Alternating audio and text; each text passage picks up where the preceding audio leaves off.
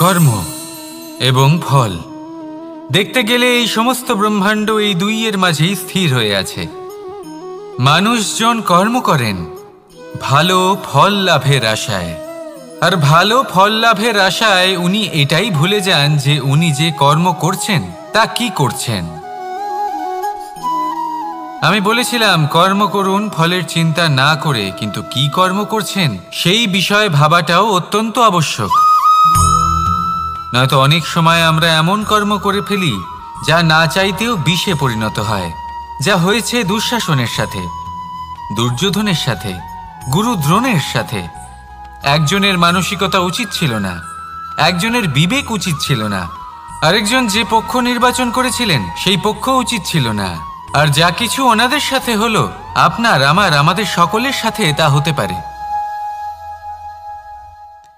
আমি বলেছিলাম কর্ম করুন, ফলের চিন্তা করবেন না, কিন্তু এই কর্মের বিষয়ে বিচার করে দেখাটাও ততটাই আবশ্যক। দেখুন, কর্ম করার উচিত প্রক্রিয়া ফলের চিন্তা না করা, কিন্তু যদি আপনার কর্ম শুভ হয় তাহলে তার ফলও নিয়তি আপনাকেই দেবে।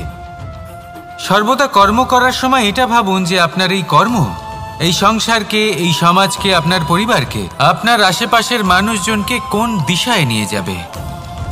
যদি এটা সবার জন্য মঙ্গলময় হয় তাহলে কর্ম করতে থাকুন।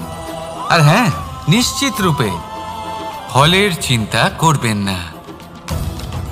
আসুন আমার সাথে ভালোবেসে বলুন রাধা রাধা। বটবৃক্ষের বীজ সর্ষের দানার থেকেও ছোট হয়, কিন্তু যখন তা নিজের রূপ ধারণ করে তখন তা বিশাল বৃক্ষের আকার ধারণ করে, যা সহস্র বছর ধরে বেঁচে থাকে, ছায়া প্রদান করে, পাখিদের আশ্রয় প্রদান করে, আর দেয় পথচারীদের বিশ্রাম করার স্থান। কেন? কারণ সেই ছোট বীজ তা মাটির ভেতরে গিয়ে নিজের খোলস ত্যাগ করে। অন্ধকারে থাকে সে, যতই আলো আসুক না কেন, যতই বর্ষা আসুক না কেন, সব সহ্য করে। আর তারপরে একটা চারা গাছ অঙ্কুরিত হয়, তারপর ধীর গতিতে একটা বিশাল বৃক্ষতে পরিণত হয়। দেখুন, জীবনে কঠিন সময় আসে, এই জন্য নয় যে আপনি হার মেনে নেবেন, এই জন্য আসে যাতে আপনি ভবিষ্যৎ নির্মাণের জন্য নিজেকে তৈরি করতে পারেন। যদি কঠিন সময়ে আপনি ওই বীজের মতো দৃঢ় হয়ে থাকতে পারেন, তাহলে আপনিও একদিন সেই বিশাল বৃক্ষের মতো নিজের অস্তিত্ব গড়ে তুলতে পারবেন, যা সহস্র বছর পর্যন্ত মনে রাখা হবে।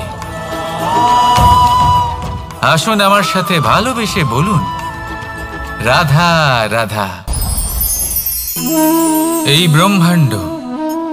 ব্রহ্মাণ্ড কত বৃহৎ, তাই না? যার সম্মুখে এই পৃথিবীকেও একটা বিন্দুর মতো মনে হয়। আর এই পৃথিবীতে আমরা কে হই, আমাদের আকার কিরকম, আমাদের অস্তিত্বই বা কি? যখন আমরা এভাবে ভাবি তখন মনে হয় আমরা কিছুই নই। তা আমরা যখন কিছুই নই, তাহলে আমরা এত চিন্তা করি কেন? কি ভেবে ভয় পাই? কাকেই বা এত ভয় পাই? কে আমাদের মারতে পারে আর কেই বা আমাদের জন্ম দেবে? আত্মার আসলে না কখনো জন্ম হয় আর না কখনো মৃত্যু। আত্মা শুধুই শরীর বদল করে। আপনি, আমি, আমরা সকলে এই শরীর নয়, আমরা হলাম আত্মা, যা হলো পরম আত্মার পরম অঙ্গ।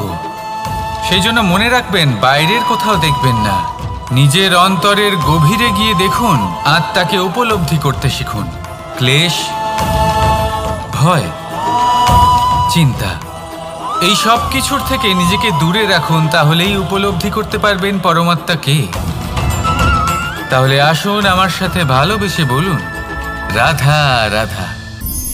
পরিবর্তন এই সংসারের শাশ্বত নিয়ম। কোনো রাজা নেই যিনি চিরকাল রাজা থাকেন, কোনো ধনী ব্যক্তি নেই যিনি চিরকাল ধনী থাকবেন। এই সংসারে সূর্যের স্থান নেওয়ার জন্য চন্দ্রিমার আগমন ঘটে। কোন স্থান যাকে পতিত বলা হয়েছিল সেখানে মহল তৈরি হয়েছে। কোন স্থান যাকে আজ মলিন বলা হয়েছে কাল সেখানে মন্দিরও স্থাপন হতে পারে। কোনো ঋতু চিরকালের জন্য থাকে না, কখনো সময় চিরকাল একরকম থাকে না। আজ যে আপনার কাছে রয়েছে কাল অন্য কারোর ছিল, আজ যে আপনার কাছে রয়েছে কাল তা অন্য কারোর কাছে চলে যাবে।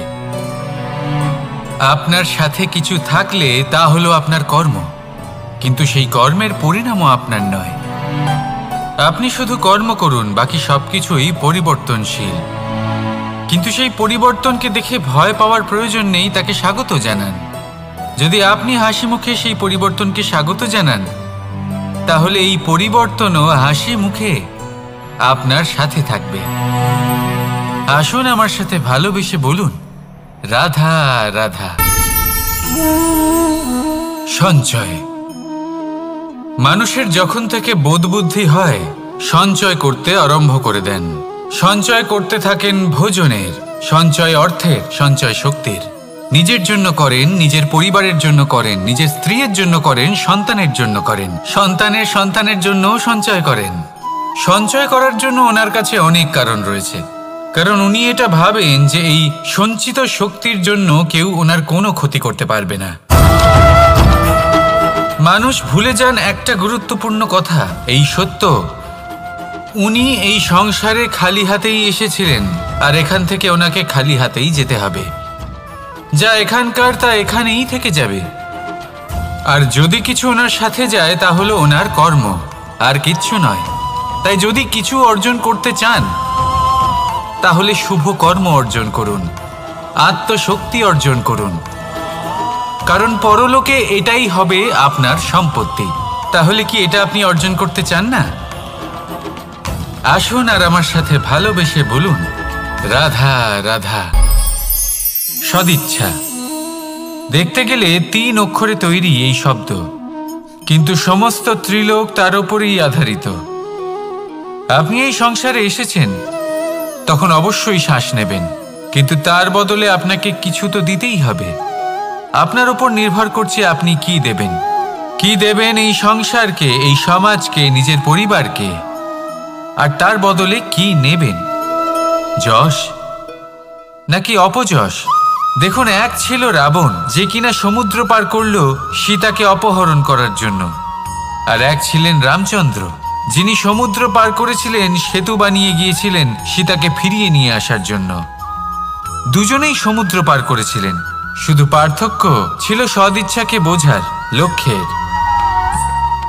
অনেক মানুষের যাত্রা একরকম হতেই পারে, কিন্তু আনন্দ তখনই লাভ করবেন যখন লক্ষ্য শুভ হবে, মহান হবে। এই লক্ষ্য দিয়ে এই সংসারের কল্যাণ হবে এবং মানুষের সম্মান হবে।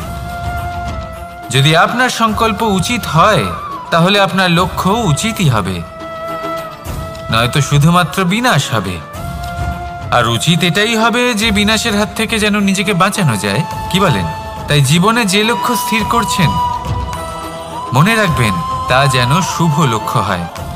যদি এরকম হয়, তাহলে আপনার যাত্রা, আপনার জীবন দুটোই শুভময় হবে। আসুন আর আমার সাথে ভালোবেসে বলুন, রাধা রাধা। সুরক্ষা। এই সুরক্ষা আসলে কি? এটা কি কোনো কবচ নাকি কোনো সীমা? এই সুরক্ষা আসলে অন্য কিছু। আমাদের মাতা পিতা, আমাদের প্রিয়জন, আমাদের বন্ধু, এই সমাজ, আমাদের শুভাকাঙ্ক্ষী, আমাদের আত্মীয়, এনারা সবাই আমাদের জীবনে কোনো না কোনোভাবে সুরক্ষা দিয়ে থাকেন, একটা কবচ দিয়ে থাকেন কোনো না কোনো রূপে। কিন্তু দেখতে গেলে আমাদের পরাক্রমের পথে, আমাদের বীরত্বের পথে, আমাদের সাহসের পথে এই সুরক্ষাই সবথেকে বড় বাধা হয়ে দাঁড়ায়। একবার ভেবে দেখুন, যদি আপনি কোনো সুরক্ষাই না পান, বা যদি আপনি এই সুরক্ষা ভেঙে বাইরে আসতে পারেন, তাহলে আপনার বীরত্ব চরম সীমায় পৌঁছে যায়। কেন? কারণ তখন আপনি জানেন যে এই সংসারের সম্মুখীন আমাদের নিজেদেরই হতে হবে। আপনি বুঝে যান যে শত্রুর সম্মুখীন এবার নিজের বলের দ্বারা, নিজের পরাক্রমের দ্বারা, নিজের সাহসের দ্বারা করতে হবে। আর তখন আমাদের মনের মধ্যে এই শক্তি জাগ্রত হয়। এই শক্তি অন্তরেই বসবাস করে, শুধু এটা চিনে নিতে হবে, একে জাগ্রত করতে হবে। আর এটা সুরক্ষা ভেঙে যাওয়ার পরেই সম্ভব হয়। আর যারা নিজের শক্তি সম্পর্কে জানেন, যিনি নিজেই জানেন তিনি কতটা শক্তিশালী, তিনি নিজেই নিজের সুরক্ষা কবচ চিরকালের মতো ভেঙে ফেলে দেন, ঠিক কর্ণের মতো। আর তারপরে দেখুন, আপনার পরাজয় হোক বা বিজয়ী হোক না কেন, সেটাই অনেক বড় হয়, সেটাই প্রশস্ত হয়ে থাকে। সেই জন্য ত্যাগ করুন নিজের ভয়কে, নিজের আশেপাশের এই সুরক্ষা চক্রকে ভেঙে ফেলুন আর সম্মুখীন হন এই সংসারের নিজের শত্রু সম্মুখীন হন। পরাক্রমের এই অঙ্কুর, তা অঙ্কুরিত হওয়ার জন্য বীজের উপরের এই কবচ, এটা ভেঙে যাওয়া অতি আবশ্যক। আসুন আমার সাথে ভালোবেসে বলুন, রাধা রাধা। যখন আমরা হাঁটতে থাকি আর আমাদের পায়ে কাঁটা বিঁধে যায়, তখন মুখ দিয়ে আহ বেরিয়ে আসে, কান্না চলে আসে, আর অনেক সময় অভিশাপও বেরিয়ে আসে। কিন্তু আমরা কি কখনো এটা এইভাবে দেখেছি, এইভাবে ভেবেছি যে আমরা যে পথে চলেছি সেই পথে কাঁটা বিঁধেছে, নাকি আমরা সেই পথ নির্বাচন করেছি যাতে শুধুই কাঁটা রয়েছে? নাকি আমরা এভাবে ভেবে দেখেছি যে এই কাঁটা আমাদের কষ্ট দিতে এসেছে, নাকি এটা আমরাই বিছিয়ে রেখেছিলাম? সাবধান থাকা উচিত ছিল, কারণ কাঁটা বিঁধলে যন্ত্রণা হবে, চিৎকার করে ফেলতে পারি, মুখ থেকে অভিশাপও বেরিয়ে আসতে পারে। কিন্তু এই অভিশাপ শুধুমাত্র আমাদের তরফ থেকে অভিশাপ হয়, সামনের ব্যক্তিটির ওপরও নির্ভর করে। এবার সেই ব্যক্তি যদি এমন হয় যে ফুল আর কাঁটা এই দুই সমানভাবে গ্রহণ করতে পারে, তার কাছে অভিশাপও বরদানে পরিণত হয়। শেষ পর্যন্ত ব্যাপারটা দাঁড়ায় ভাবনা, চিন্তা, দৃষ্টিভঙ্গির ওপর। কারণ আপনার এই ভাবনাই সত্যি হয়ে সামনে আসে। সেই জন্য এই ভাবনা, চিন্তা, মানসিকতাকে গুরুত্ব সহকারে দেখবেন। এই বিবেচনা নিয়ে বিবেচনা করতে শিখুন। আমার কথার অর্থ হলো যে জীবনে যখন এরকম কিছু একটা ঘটবে, তখন ভেবে দেখুন যে এরকম কেন হলো। আপনি কি এমন কোনো কর্ম করেছিলেন যার কর্মফল এটা? এমন কোনো কাজ যা অনুচিত ছিল, অসত্য ছিল, যা অভদ্রতার কারণ ছিল? ভেবে দেখা প্রয়োজন। দেখুন, ইচ্ছে হলো আপনার যে আপনি কি করতে চান, ভাবনা আপনার, সত্য আপনার, জীবন আপনার, সিদ্ধান্ত আপনার। আসুন আর আমার সাথে ভালোবেসে বলুন, রাধা রাধা। সময়, এই সময় আসলে কি? এই সময় একটা সরল রেখা তো কখনোই নয়। সময় হলো একটা চক্র, যেখানে এর আদি সেখানেই হলো এর অন্ত, আর যেখানে তা শেষ হয় সেখান থেকেই তার শুরু হয়। এই সময় একটা অত্যন্ত বিচিত্র চিন্তা, বিচিত্র ভাবনা, একটা বিচিত্র বস্তু যা কেউ বুঝতে পারেন না। এই সময়ের লীলা, এর কোনো প্রমাণ নেই, কোনো জ্ঞান নেই, কোনো পরিমাপ নেই। শুধু এটুকু আমরা জানতে পারি, যেখানে শেষ হবে সেখান থেকে একটা নতুন সূচনাও হবে।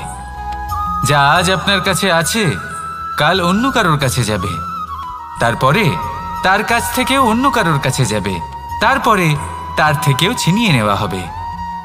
এই নিয়তির একজনের কাছ থেকে অন্যজনের কাছে আদান প্রদানের এই সময় হলো আপনার সময়। এই সময়ের সদ্ব্যবহার করুন, এই সময়কে বাঁচুন। আপনাকে শুধু এটাই সুনিশ্চিত করতে হবে যে আপনি কোন পক্ষে আছেন। আর সত্যি বলতে কি, আপনার জীবনের পরিণাম নির্ভর করে আপনার নির্বাচনের ওপর। আপনি কোন পক্ষ নির্বাচন করছেন। তাহলে মনে রাখবেন, জীবনে সেই পক্ষই নির্বাচন করবেন যা চয়ন করার পরে আপনি সুখ অনুভব করবেন, আপনি সন্তোষ লাভ করবেন, প্রসন্নতা লাভ করবেন। আর আমি এটাই সুনিশ্চিত করব যে এই পক্ষ যেন শান্তির পক্ষ হয়, এই পক্ষই যেন প্রেমের পক্ষ হয়। তাহলে চিন্তা করবেন না, আর আসুন আমার সাথে ভালোবেসে বলুন, রাধা রাধা। দৃষ্টি আর দৃষ্টিভঙ্গি, এই সমগ্র লীলা হলো এই দুইয়ের। বিচিত্র হতে পারে, কিন্তু এটাই সত্যি। এবার আপনাকে একটা উদাহরণ দিয়ে বোঝাই। অনেক সময় আপনি কোনো ব্যক্তিকে এটা বলতে শুনবেন যে আমি আমার নিজের উপরে গর্ব করি, আমি নিজেকে নিয়ে গর্ব করি, আমি খুব ভালোভাবে আমার মা বাবার সেবা করি, ওনাদের আমি সবসময় সুখী রাখি, ওনাদের আমি একটা বাড়ি দিয়েছি, সকল সুখ সুবিধা দিয়েছি, ওনাদের জীবনে প্রত্যেক জিনিস দিয়েছি আর দেব যা তাদের প্রয়োজন। এবার আমাকে বলুন যে আপনি কে হন। আপনি হলেন সেই বীজ যা আপনার মাতা পিতা রোপণ করেছেন। আপনার মা বাবাই আপনাকে এই সংসারে জন্ম দিয়েছেন। এবার এই সব কথার কি তাৎপর্য?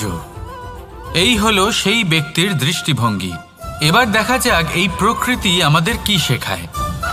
কখনো কোনো গাছকে দেখবেন, যখন সেই গাছে ফল আসে, সে মালিকে এটা বলে না যে দেখো আমি তোমাকে ফল খেতে দিচ্ছি। সেই বৃক্ষ এটা বলে না যে দেখো আমি তোমায় আহার করতে দিচ্ছি, কারণ ও জানে যে এটা হলো সেই মালির পরিশ্রম, এটা হলো তারই কর্মের ফল আর এটা তারই পাওয়া উচিত। সে বলে যে তোমার জিনিস তোমাকেই অর্পণ করলাম, এ আমার জিনিস নয়।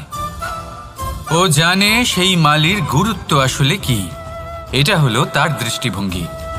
সেই জন্য আপনি জীবনে কোন ব্যক্তির মধ্যে, কোন পশু পাখির মধ্যে, কোন প্রাণীর মধ্যে, কোন পরিস্থিতিতে, কোন আবেগের মুহূর্তে কি দেখতে পাচ্ছেন, সেটা আপনার দৃষ্টিভঙ্গির উপরে নির্ভর করছে। তাই নিজের মনে ধনাত্মক ভাব জাগ্রত করুন, শুভ চিন্তা নিয়ে আসুন। এই ভাবনাই সত্য হয়ে সামনে আসবে। এই দৃষ্টিভঙ্গি এমন হয়ে যাবে যে আপনার জীবনে সবকিছুই শুভ হবে। তাহলে আসুন আর আমার সাথে ভালোবেসে বলুন, রাধা রাধা। প্রতিশোধ অথবা কাউকে দুঃখ দেওয়ার ভাবনা, যদি এটা আপনার মনে থাকে তাহলে আপনি নিজের মনেই যন্ত্রণার একটা বিশাল বৃক্ষ রোপণ করছেন, এটা মনে রাখবেন। কারণ কাউকে দুঃখ দেবার এই ভাবনা, এটা হলো সেই বীজ যা আপনার মনেই পতিত হবে, আপনার মনেই অঙ্কুরিত হবে, আর আপনার মনেই একটা বিশাল বৃক্ষরূপে বেড়ে উঠবে।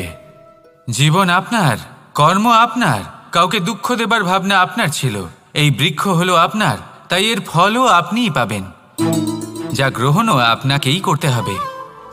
মনে রাখবেন, যে মানুষ এটা ভাবে যে আমি ওকে দুঃখ দেব, ওকে কষ্ট দিতে চাই আমি, সেই মানুষই দুঃখ আর কষ্ট পেয়ে থাকে।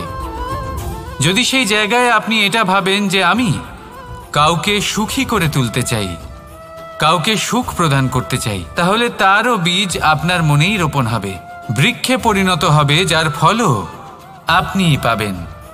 এখানে বিষয়টা হলো শুধু মানসিকতার চিন্তা, যা সত্য হয়ে আপনার সামনে আসে। তাহলে এই মানসিকতা শুভ করুন, সবার জন্য মঙ্গল কামনা করুন।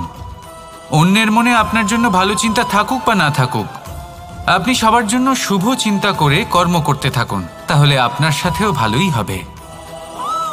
তাহলে আসুন আর আমার সাথে ভালোবেসে বলুন, রাধা রাধা।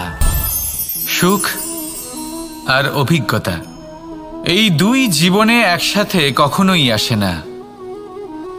মনে রাখবেন, যেখানে সুখ থাকে সেখানে অভিজ্ঞতা থাকে না, আর যখন এই সুখ আমাদের জীবন থেকে দূরে চলে যায়, তখন আমাদের জীবনে আসে এই অভিজ্ঞতা। পরমাত্মা, প্রকৃতি, নিয়তি এই অভিজ্ঞতাকে আমাদের জীবনে পাঠান, যাতে আমরা একটা অত্যন্ত গুরুত্বপূর্ণ শিক্ষা, একটা জ্ঞান প্রাপ্ত করতে পারি। এই অভিজ্ঞতা আমাদের শেখায় যে অতীতে এমন কি হয়েছিল যা আমাদের করা উচিত হয়নি। আমাদের শেখায় ভবিষ্যতে এমন কি আছে যা আমাদের করা উচিত আর কি করা উচিত নয়। দেখতে গেলে এই অভিজ্ঞতা আমাদের সেই শিক্ষা দেয় যার জন্য আমরা সুখের দিকে উচিতভাবে অগ্রসর হতে পারি। সেই জন্য জীবনে যখনই দুঃখ আসবে, দুঃখের এই সময় আসবে, তখন হতাশ হবেন না। বোঝার চেষ্টা করুন এই পরিস্থিতি কেন এসেছে, কি শিক্ষা দিতে এসেছে। যদি আপনি সেই জ্ঞান লাভ করেন, সুখের পথে অগ্রসর হন, তাও উচিত রূপে, তাহলে এই অভিজ্ঞতার উদ্দেশ্য পূরণ হয়ে যায়। তাহলে আসুন আর আমার সাথে ভালোবেসে বলুন, রাধা রাধা। জীবনে শিখরে পৌঁছানোর জন্য মানুষের কি প্রয়োজন হয়ে থাকে? সিঁড়ির।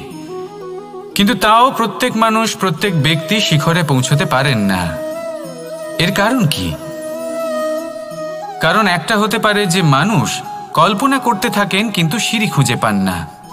কিছু মানুষ খুঁজে নেন কিন্তু তা পেয়ে এতটাই প্রসন্ন হয়ে যান যে তারপর আর কোনো কর্মই করেন না। খুব সোজা ব্যাপার। অনেক মানুষ সিঁড়ি খুঁজে পান না, আর যদি পেয়েও যান তাও যতক্ষণ না তাতে চড়ছেন সেই শিখরে পৌঁছবেন কি করে? যতক্ষণ না আপনি পরিশ্রম করছেন, যতক্ষণ না সেই সিঁড়িতে আপনি চড়ছেন, যতক্ষণ না ক্লান্ত হচ্ছেন, আপনার পায়ে হাঁটুতে ব্যথা না হচ্ছে, ততক্ষণ এই শিখরে পৌঁছানোর সৌভাগ্য লাভ করতে পারবেন না। তাহলে কল্পনার সাথে কর্ম করুন, পরিকল্পনার সাথে পরিশ্রম করুন, সব কিছু পাবেন। আসুন আমার সাথে ভালোবেসে বলুন, রাধা রাধা। সমস্যা, কঠিন সময়, সংকট, বিপদ কার জীবনে নেই? প্রত্যেকের জীবনে আছে। কিন্তু আমাকে একটা কথা বলুন, যদি নৌকায় ঢেউকে ভয় পেতে শুরু করে তাহলে সাগর পার করবে কে? কখনো কোনো ছোট্ট পিঁপড়েকে দেখেছেন, যে আকারে হয়তো ছোট হতে পারে কিন্তু বড় শিক্ষা দিয়ে যায়? কিন্তু আমরা শিখি না। এবার দেখুন একটা পিঁপড়েকে, যে ভোজনের খোঁজে বাইরে বের হয়, একটা ছোট্ট দানা তুলে নেয়। ছোট দানা তোলে কারণ তার থেকে বেশি সে তুলতেই পারবে না। সে দানা নিয়ে চলতে শুরু করে, কোনো দেওয়ালে উঠে পড়ে, আবার পড়েও যায়। সেই দানা দূরে কোথাও একটা পড়ে যায়, তা আবার খোঁজে, তুলে নেয়, আবার চলতে থাকে। পড়ে যায় আবার ওঠে, পড়ে যায় আবার ওঠে। সেই দানাটা রেখে দেয়, আবার বেরিয়ে পড়ে ভোজনের খোঁজে। পরিশ্রম করতে থাকে কিন্তু হার মানে না। এই শিক্ষাই তো আমাদের প্রাপ্ত করতে হবে। নিরন্তর পরিশ্রম আর নির্ভীক হয়ে কর্ম করে যেতে হবে। এটাই হলো সাফল্যের মাধ্যম, এটাই হলো জয়ের মন্ত্র, অচ্যুত অজয় অস্ত্র। তাহলে আসুন আর আমার সাথে ভালোবেসে বলুন, রাধা রাধা। আমরা সকলে চাই আমাদের জীবনে সাফল্য আসুক। আমরা চাই যে এই সংসারে আমাদের খ্যাতি ছড়িয়ে পড়ুক। আমরা চাই যেন আমরা আলোচিত হই। কিন্তু শুধু চাইলেই কি যায় আসে? যদি এই সংসারে আলোচিত হতে হয় তাহলে পরিচিত হতে হবে পরিশ্রমের দ্বারা। যতক্ষণ না আপনারা পরিশ্রমের সাথে পরিচিত হবেন, সাফল্যের সাথে পরিচিত হবেন না। সংঘর্ষ করতে হবে প্রতিদিন, প্রতি বছর। জীবনের সব পরিস্থিতিতেই হয়তো নতুন নতুন বাধা আসবে, নতুন নতুন বিঘ্ন ঘটবে। কিন্তু এটা আবশ্যক নয় যে সমস্ত বিঘ্ন বিনাশের জন্য আসবে। কিছু বিঘ্ন আপনার পথ প্রশস্ত করার জন্য আসবে, আপনার পথ পরিষ্কার করার জন্য আসবে। যদি আপনাকে উদাহরণ দিই, যখন বন্যা আসে, বাড়ি ঘর ভেসে যায়, তখন আমরা হতাশ হয়ে পড়ি, আমরা দুঃখী হয়ে পড়ি। কিন্তু সেই বন্যাই আমাদের সেই ধরিত্রীকে এত উর্বর করে তোলে যে সেই উর্বর অংশ কাজে লাগিয়ে আমরা সেরকম আরও 10টা বাড়ি বানাতে পারি। তাহলে ধন্যাত্মক থাকুন আর যে কোনো সংঘর্ষের জন্য প্রস্তুত থাকুন। জীবনে অনেক দূর যেতে পারবেন। তাহলে আসুন আমার সাথে ভালোবেসে বলুন, রাধা রাধা। জীবনে কখনো কখনো আমরা সেই পরিস্থিতিতে ফেসে যাই যখন আমাদের মনে হয় যে আমাদের নতুন কিছু একটা করতে হবে, কিন্তু আমরা করতে পারি না। কারণ কোথাও না কোথাও আমরা রীতির দ্বারা আবদ্ধ, আর আমরা সেই রীতি ভাঙতে চাই না। কেবল একটাই প্রশ্ন আসে মনে, আশেপাশের মানুষ কি বলবে, আশেপাশের মানুষ কি ভাববে। আপনাকে একটা প্রশ্ন করি, কারা এই মানুষজন? আপনার জন্মের সময় এই মানুষজন কোথায় ছিলেন? যখন আপনি কোনো সমস্যায় পড়েন তখন এই মানুষজন কোথায় থাকেন? এগিয়ে এসে কি আপনাকে সাহায্য করেন, নাকি সেই সমস্যার সমাধান আপনি নিজেই করেন? এইসব মানুষজনের চিন্তা ত্যাগ করুন যদি আপনি জীবনে বাঁচতে চান। ভেবে দেখুন জীবনে কি কি শুভ আছে আর কি কি শুভ করতে পারেন। যদি তা স্রোতের বিপরীতে হয় তাহলে সংঘর্ষ করুন, কিন্তু এইসব মানুষজনের কথা ভাববেন না। ভেবে দেখুন জীবনে আপনি কি কি শুভ কাজ করতে পারেন। এটা ভাবুন যে আপনি কখনো এমন কোনো কাজ করে ফেলেননি তো যার জন্য কারো হৃদয় আহত হয়েছে। শুভর দিকে নিজের চিন্তা কেন্দ্রীভূত করুন, আপনার জীবনে সব কিছু শুভই হবে। তাহলে আসুন আমার সাথে ভালোবেসে বলুন, রাধা রাধা। আজকাল আপনি দেখে থাকবেন যে মা বাবা শুধুমাত্র সন্তানকে ভালোবাসেন তা নয়, তাদের মোহেও জড়িয়ে পড়েন। বিদ্যালয়ে যখন পাঠান তখন সমস্ত সুযোগ সুবিধা দিয়েই পাঠান। চেষ্টা করেন যে সবসময় যেন সন্তান তাদের চোখের সামনেই থাকে। কিন্তু ভুলে যান এক অত্যন্ত গুরুত্বপূর্ণ কথা, যে সন্তানকে এক নতুন দৃষ্টিভঙ্গি দেওয়াই হলো ওনাদের কর্তব্য। সেই জন্য পুরাতনকালে শিষ্যদের গুরুকুলে পাঠানো হতো, বাড়ির থেকে দূরে। কারণ বাড়ি ছেড়ে যাওয়া এক সন্তানের জন্য, এক শিষ্যের জন্য অত্যন্ত শুভ লক্ষণ হয়। যখন সে বাড়ির থেকে দূরে, গৃহস্থের থেকে দূরে থাকবে, তখন এই সংসারকে সে এক নতুন দৃষ্টিভঙ্গি দিয়ে দেখবে, পরখ করবে, বুঝতে পারবে, আর সবকিছু নিজে থেকেই শিখে যাবে কখন আক্রমণ করতে হয়, কখন পিছু হটতে হয়, কিভাবে এই সংসারের সম্মুখীন হতে হয়। আর এটা আপনার দৃষ্টি ওকে শেখাতে পারবে না, ওর অভিজ্ঞতা ওকে শেখাতে পারবে। তাই মনে রাখবেন, যদি আপনি চান যে আপনার সন্তানের বিকাশ হোক, তাহলে অনেক সময় ওকে নিজের থেকে দূরে নিয়ে যেতে হয়। যদি মোহে আবদ্ধ থাকেন তাহলে ওর বিকাশ কখনোই হবে না। তাহলে আসুন আমার সাথে ভালোবেসে বলুন, রাধা রাধা।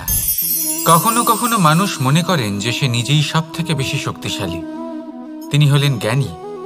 দেখুন, এটা ভালো ব্যাপার যে আপনার মধ্যে শক্তি আছে, জ্ঞান আছে, আর এটা শুধু আপনার জন্য নয়, এই সমস্ত সমাজের জন্য, দেশের জন্য, সমগ্র পৃথিবীর জন্য অত্যন্ত আবশ্যক।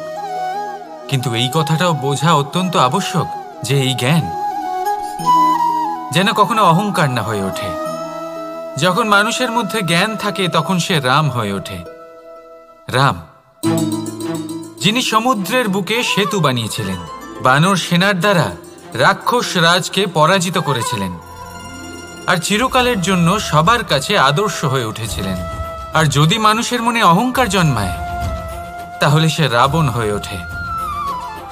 দেশে বিদেশে যতই খ্যাতি থাকুক না কেন, সে রাক্ষস হয়ে ওঠে, নিজের সাথে সাথে সমস্ত কুলের বিনাশ করে বসে।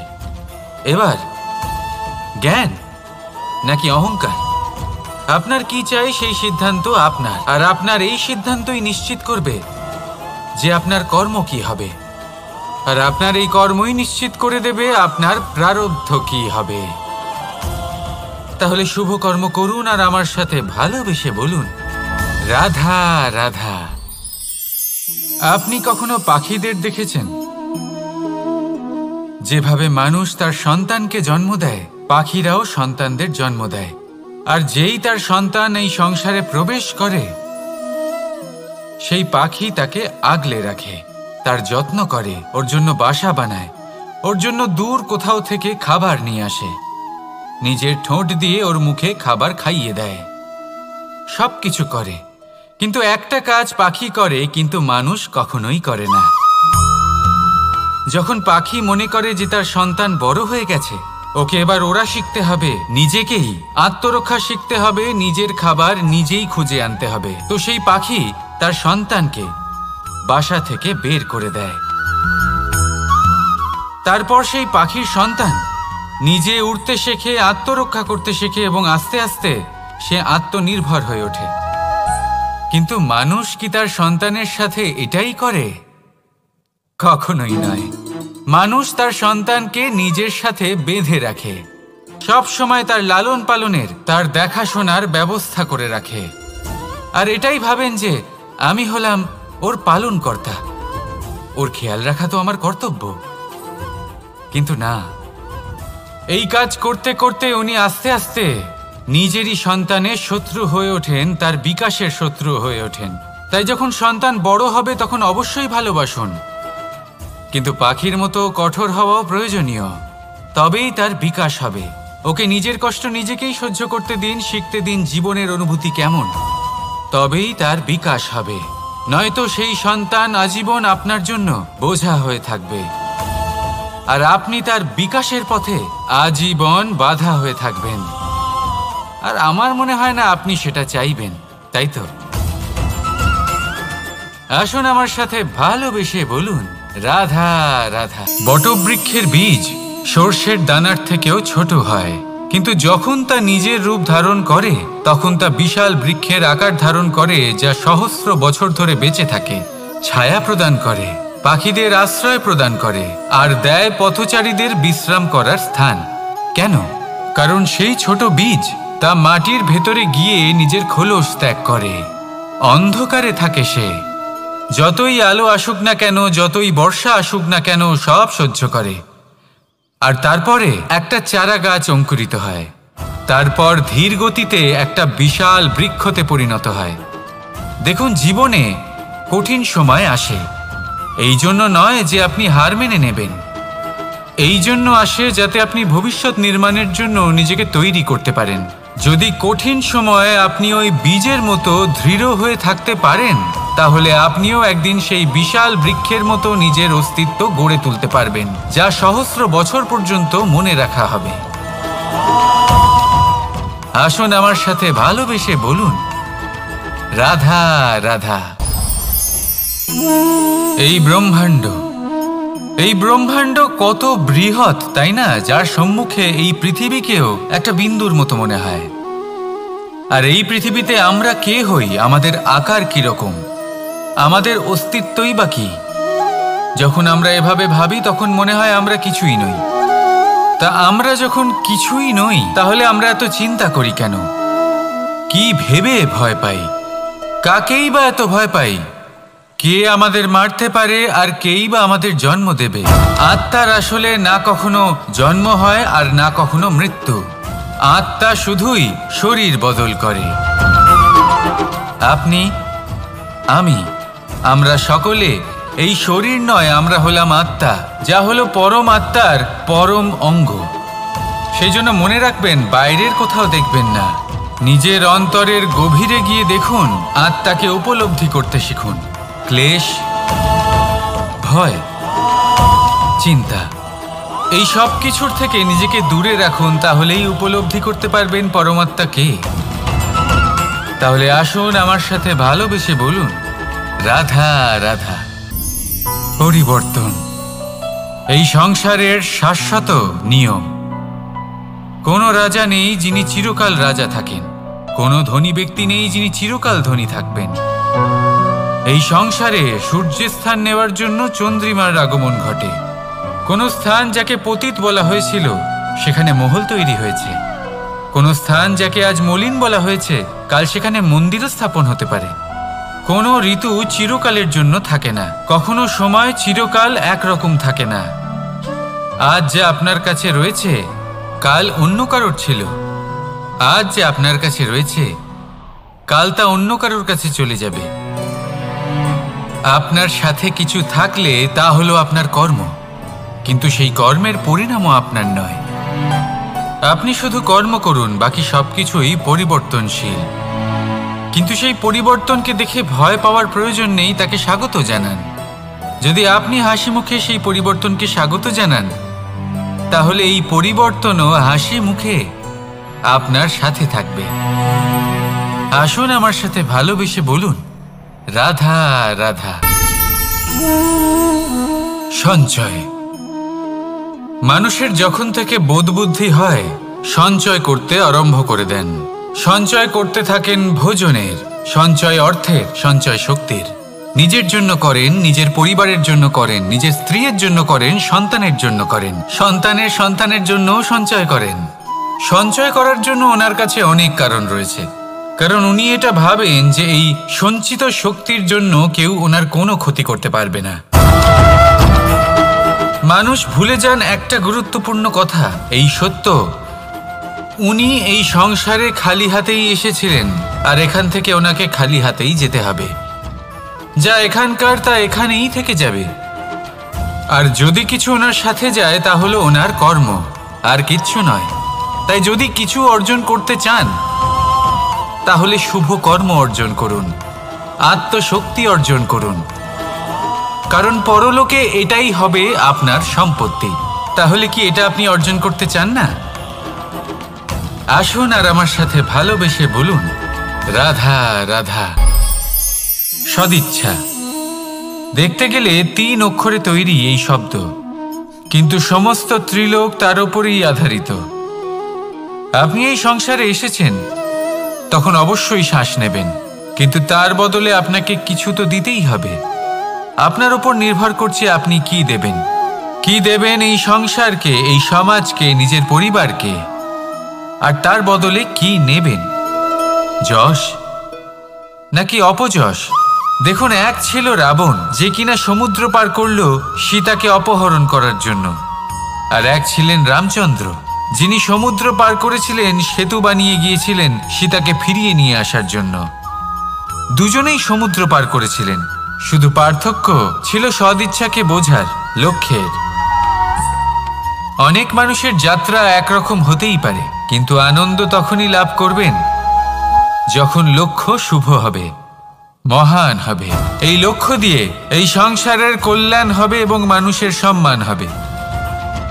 যদি আপনার সংকল্প উচিত হয়, তাহলে আপনার লক্ষ্য উচিতই হবে, নয়তো শুধুমাত্র বিনাশ হবে। আর উচিত এটাই হবে যে বিনাশের হাত থেকে যেন নিজেকে বাঁচানো যায়, কি বলেন? তাই জীবনে যে লক্ষ্য স্থির করছেন, মনে রাখবেন তা যেন শুভ লক্ষ্য হয়। যদি এরকম হয়, তাহলে আপনার যাত্রা, আপনার জীবন দুটোই শুভময় হবে। আসুন আর আমার সাথে ভালোবেসে বলুন, রাধা রাধা। সুরক্ষা।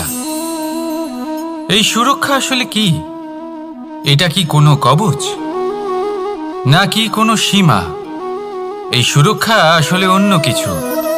আমাদের মাতা পিতা, আমাদের প্রিয়জন, আমাদের বন্ধু, এই সমাজ, আমাদের শুভাকাঙ্ক্ষী, আমাদের আত্মীয়, এনারা সবাই আমাদের জীবনে কোনো না কোনোভাবে সুরক্ষা দিয়ে থাকেন, একটা কবচ দিয়ে থাকেন কোনো না কোনো রূপে। কিন্তু দেখতে গেলে আমাদের পরাক্রমের পথে, আমাদের বীরত্বের পথে, আমাদের সাহসের পথে এই সুরক্ষাই সব থেকে বড় বাধা হয়ে দাঁড়ায়।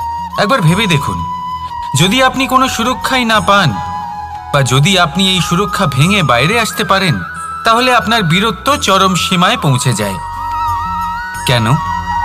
কারণ তখন আপনি জানেন যে এই সংসারের সম্মুখীন আমাদের নিজেদেরই হতে হবে। আপনি বুঝে যান যে শত্রুর সম্মুখীন এবার নিজের বলের দ্বারা, নিজের পরাক্রমের দ্বারা, নিজের সাহসের দ্বারা করতে হবে। আর তখন আমাদের মনের মধ্যে এই শক্তি জাগ্রত হয়। এই শক্তি অন্তরেই বসবাস করে, শুধু এটা চিনে নিতে হবে, একে জাগ্রত করতে হবে। আর এটা সুরক্ষা ভেঙে যাওয়ার পরেই সম্ভব হয়। আর যারা নিজের শক্তি সম্পর্কে জানেন, যিনি নিজেই জানেন তিনি কতটা শক্তিশালী, তিনি নিজেই নিজের সুরক্ষা কবচ চিরকালের মতো ভেঙে ফেলে দেন, ঠিক কর্ণের মতো। আর তারপরে দেখুন, আপনার পরাজয় হোক বা বিজয়ী হোক না কেন, সেটাই অনেক বড় হয়, সেটাই প্রশস্ত হয়ে থাকে। সেই জন্য ত্যাগ করুন নিজের ভয়কে, নিজের আশেপাশের এই সুরক্ষা চক্রকে ভেঙে ফেলুন, আর সম্মুখীন হন এই সংসারের নিজের শত্রুর সম্মুখীন হন। পরাক্রমের এই অঙ্কুর, তা অঙ্কুরিত হওয়ার জন্য বীজের উপরের এই কবচ, এটা ভেঙে যাওয়া অতি আবশ্যক। আসুন আমার সাথে ভালোবেসে বলুন, রাধা রাধা। যখন আমরা হাঁটতে থাকি আর আমাদের পায়ে কাঁটা বিঁধে যায়, তখন মুখ দিয়ে আহ বেরিয়ে আসে, কান্না চলে আসে, আর অনেক সময় অভিশাপও বেরিয়ে আসে। কিন্তু আমরা কি কখনো এটা এইভাবে দেখেছি, এইভাবে ভেবেছি যে আমরা যে পথে চলেছি সেই পথে কাঁটা বিঁধেছে, নাকি আমরা সেই পথ নির্বাচন করেছি যাতে শুধুই কাঁটা রয়েছে? নাকি আমরা এভাবে ভেবে দেখেছি যে এই কাঁটা আমাদের কষ্ট দিতে এসেছে, নাকি এটা আমরাই বিছিয়ে রেখেছিলাম? সাবধান থাকা উচিত ছিল, কারণ কাঁটা বিঁধলে যন্ত্রণা হবে, চিৎকার করে ফেলতে পারি, মুখ থেকে অভিশাপও বেরিয়ে আসতে পারে। কিন্তু এই অভিশাপ শুধুমাত্র আমাদের তরফ থেকে অভিশাপ হয়, সামনের ব্যক্তিটির ওপরও নির্ভর করে। এবার সেই ব্যক্তি যদি এমন হয় যে ফুল আর কাঁটা এই দুই সমানভাবে গ্রহণ করতে পারে, তার কাছে অভিশাপও বরদানে পরিণত হয়। শেষ পর্যন্ত ব্যাপারটা দাঁড়ায় ভাবনা, চিন্তা, দৃষ্টিভঙ্গির ওপর। কারণ আপনার এই ভাবনাই সত্যি হয়ে সামনে আসে। সেই জন্য এই ভাবনা, চিন্তা, মানসিকতাকে গুরুত্ব সহকারে দেখবেন। এই বিবেচনা নিয়ে বিবেচনা করতে শিখুন। আমার কথার অর্থ হলো যে জীবনে যখন এরকম কিছু একটা ঘটবে, তখন ভেবে দেখুন যে এরকম কেন হলো। আপনি কি এমন কোনো কর্ম করেছিলেন যার কর্মফল এটা? এমন কোনো কাজ যা অনুচিত ছিল, অসত্য ছিল, যা অভদ্রতার কারণ ছিল? ভেবে দেখা প্রয়োজন। দেখুন, ইচ্ছে হলো আপনার যে আপনি কি করতে চান, ভাবনা আপনার, সত্য আপনার, জীবন আপনার, সিদ্ধান্ত আপনার।